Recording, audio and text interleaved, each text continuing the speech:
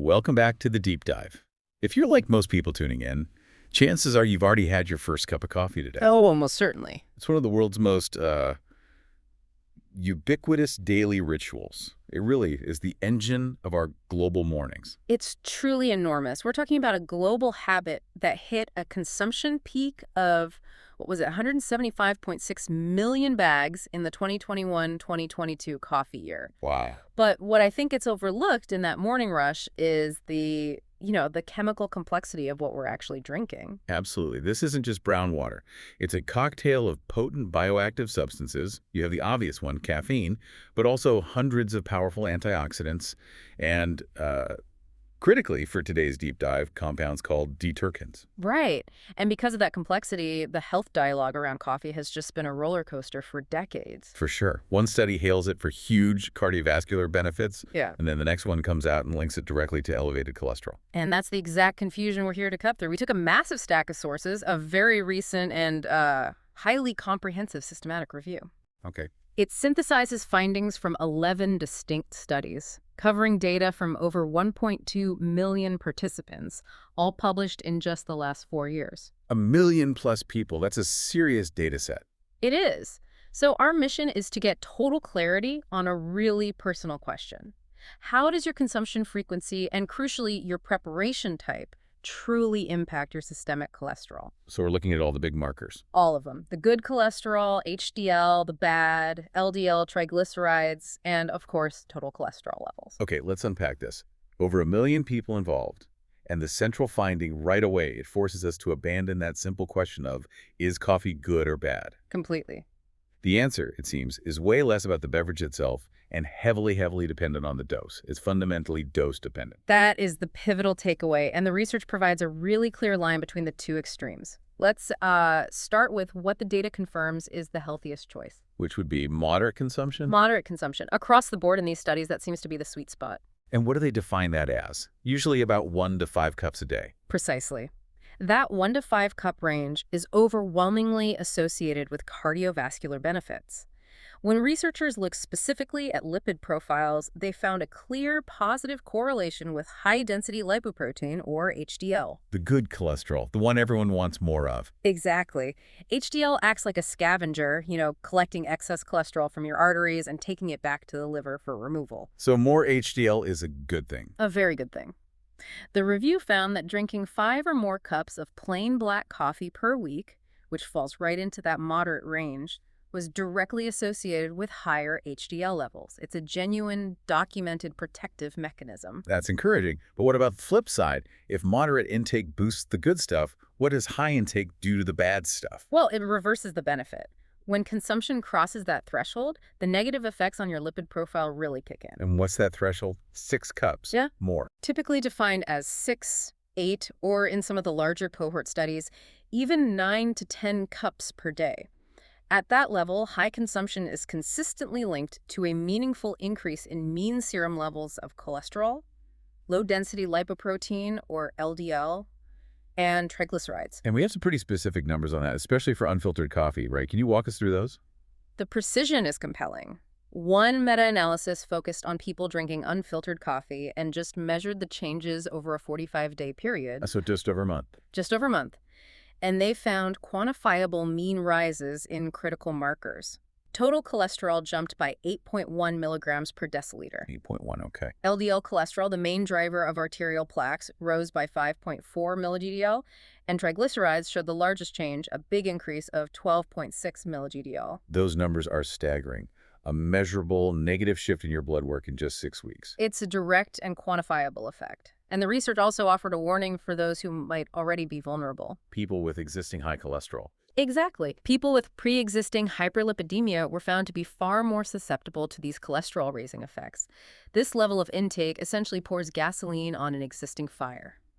So if the effect is so strong and so fast, it has to be mechanical. What is actually happening inside that cup? And this is where it gets really interesting because the culprit isn't the caffeine. Not at all. It's the preparation method. The method of preparation is absolutely paramount, and the chemistry behind it centers on those compounds we mentioned earlier, the disoterpenes. Specifically cafestol and cawool. That's them. They are oily substances naturally present in the coffee bean, And they exert their effect by basically interfering with bile acid synthesis in the liver. Which in turn causes the liver to do what? It results in the liver drastically increasing its production of cholesterol, especially LDL. Okay, so let's talk filtration. If I'm making a traditional French press at home, where the ground's steep right in the water, I'm getting all of that oil. You are. Look at any method that's filter-free, like Turkish coffee, or uses a permeable metal filter, like the French press. Because there is no paper barrier to catch those oils, the deterpenes are left entirely in your cup. And those methods are the ones linked to the cholesterol increases. Strongly linked to the increases in total cholesterol, LDL, and triglycerides. Whereas a standard drip coffee machine or a pour-over uses a paper filter. That must be what makes the difference. That's exactly the mechanism. The paper filter significantly strips and reduces the concentration of cafestol and cholesterol, So it's like an oil skimmer. a very effective one, and it drastically lowers the risk of raising your systemic cholesterol levels. For anyone concerned with their cardiovascular metrics, this is probably the single most important, actionable piece of information from this whole deep dive. That is a huge takeaway. Just changing your brew method could change your lab results. Substantially. Now, the review also looked at specific commercial subtypes, right? Not just filtered versus unfiltered. What did it say about, say, instant coffee versus traditionally ground coffee? The differences were nuanced. For instance, consuming 4 to 5 cups a day of ground coffee was linked to the lowest risk of cardiac arrhythmias. Okay. Instant coffee also offered protection, showing a significant risk reduction for cardiovascular disease when people had 2 to 3 cups per day. So both are generally protective at moderate doses. But chemically, they behave a little differently with lipids. They do. Instant coffee showed a protective negative correlation with triglycerides, which is great. However, it was also positively correlated with LDL cholesterol levels, showing a slight rise of 0.82 mg/dL per cup. So it's not a perfectly clear picture. No, it just emphasizes that even small changes in processing can alter the final concentration of the thousands of compounds in the drink. Our bodies are responding to a subtle yet powerful chemical soup every morning. So moving beyond the immediate lipid markers, let's connect these dots to long-term health. Does that moderate consumption sweet spot actually translate into living longer? Overwhelmingly, yes. 6 out of the 10 key cohort studies in the review concluded that consuming coffee lowers the overall risk of cardiovascular disease. And we're talking about specific outcomes here. Absolutely. The data showed that light to moderate drinking, so in the range of, say, 0.5 to 3 cups per day, was associated with a lower risk of all-cause mortality, cardiovascular mortality, and stroke. And that holds up over time. It does. These benefits were consistent even after median follow-up periods of 11 years. That 1 to 5 cup zone is also linked to a lower risk of hypertension, heart failure, and atrial fibrillation. I remember seeing something really interesting about neurological protection too, specifically when you combine coffee and tea. Yes, this was a remarkable synergy. The researchers found that individuals who consumed 2 to 3 cups of coffee and 2 to 3 cups of tea daily saw a compelling 32% reduction in stroke risk 32%. and a 28% reduction in dementia risk. Yeah. It suggests the combined benefit of coffee's chlorogenic acids and tea's catechins might offer a kind of enhanced protection. So digging into the broader mortality stats, where was the peak survival advantage? Across the general population studies, it was firmly in that moderate zone. Drinking 3 to 5 cups of coffee a day showed the most significant reduction in all-cause mortality, about 15% fewer deaths compared to non-drinkers. 15% is significant. It is. Now, interestingly, one large multi-center study found the largest decrease in mortality risk, a 16% reduction among those who drank 6 to 7 cups a day. 6 to 7. That seems high, given everything we've said about excessive intake. It does, and it highlights the difference between population health studies and individual risk. That specific study might have involved a healthier baseline population, or maybe people who are genetically fast metabolizers of caffeine. Okay. But even with that outlier, we have to circle back to the critical preparation caveat. Meaning the benefits are in the coffee itself, not in the sugar and fat we add to it. Exactly. The study was explicit that these survival advantages were highest for those who drank black coffee or coffee with minimal added sugar and saturated fat. And when you turn it into a dessert with cream and syrup, the protective mortality benefit was significantly reduced. The natural compounds are the heroes, and we mask their power when we drown them in extra calories. that makes perfect sense. Yeah. Now let's pivot a little and talk about the acute effects of caffeine, the molecule that gets us all going in the morning. How does a cup immediately impact things like blood pressure? Well, caffeine is a powerful central nervous system stimulant. Its immediate effects on the cardiovascular system are clear. It increases both blood pressure and heart rate. And how quickly does that happen? How big is the spike? Acute intake, which the studies defined as about 90 to 350 milligrams, so roughly 1 to 4 standard cups, can increase both systolic and diastolic blood pressure. The average rise is moderate, around 3 to 4 millimeter Hg. But it can be higher for some people. Oh, yes. Sensitive individuals can see spikes up to 14, 13 millimeter Hg. This effect is dose-dependent, starts quickly within 15 to 60 minutes, and can last for 3 or 4 hours. It's just amazing that the acute effect is a BP increase, but the long-term effect is protective. Let's look at another area the review focused on: kidney health. This was another standout finding reinforcing the benefits of moderation. Consuming 1 to 2 cups per day was linked to a 13% lower risk of developing chronic kidney disease, or CKD. 13%. That's a substantial protective benefit. It is. And it also showed a reduced risk of end-stage renal disease. This correlated with an improved eGFR, which is a key measure of kidney function. But again, there's a caution for a specific group, isn't there? There is, and it shows why personalization is so essential. For hemodialysis patients, excessive consumption, 3 or more cups a day, was linked to negative outcomes like hyperkalemia. What helps a healthy population can harm a vulnerable one. And that leads us perfectly into the most personalized aspect of all this: genetics. We all know two people can drink the same coffee and have wildly different responses. Right, and that's what we call nutrigenomics. The pace and longevity of coffee's effects in your body are heavily influenced by your genetic coding. And there's one gene in particular that's critical here. The CYP1A2 gene. It provides the instructions for an enzyme that's responsible for metabolizing or breaking down caffeine. So if you're a fast metabolizer, genetically speaking, You clear caffeine quickly, the stimulant effect is short-lived, and so is the effect on your blood pressure and heart rate.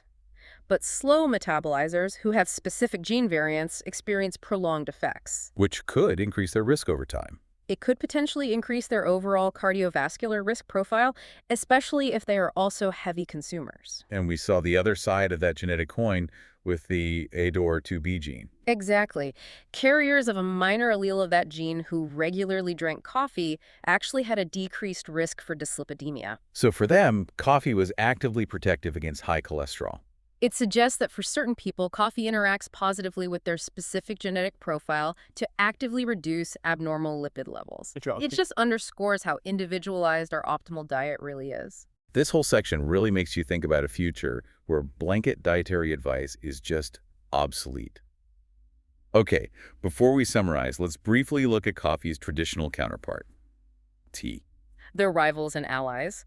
Both are incredibly rich in polyphenols and antioxidants, and both coffee and tea are consistently associated with lower levels of inflammatory biomarkers like C-reactive protein. So they're both anti-inflammatory. Very much so. In coffee, the compound chlorogenic acid plays a key role in fighting that chronic low-grade inflammation. But when we come back to the main topic of cholesterol, The slight edge goes to green tea. It's just densely packed with catechins, especially one called epigallocatechin gallate. and that's particularly good for cholesterol. It's proven to be highly effective at reducing LDL cholesterol and improving blood vessel health.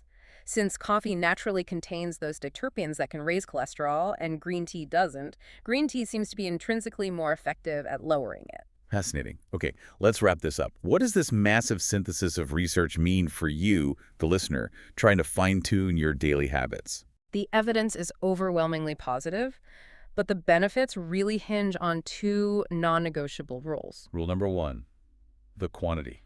Moderate consumption is your scientifically proven safety zone and your benefit maximum.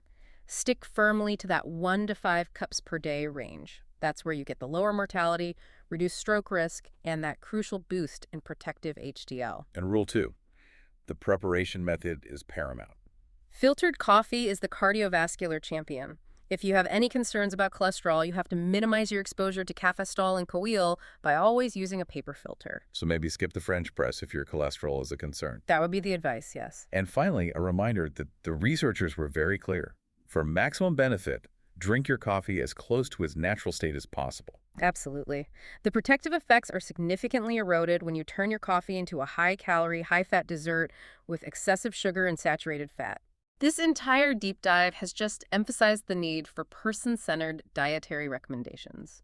We've learned that coffee's effects depend not just on dose and brewing method, but also on your individual genetic variability nutrigenomics. Which brings us to the future. It does. Given the strong, quantifiable links between genes like CYP1A2 and cardiovascular outcomes, it raises a really important question.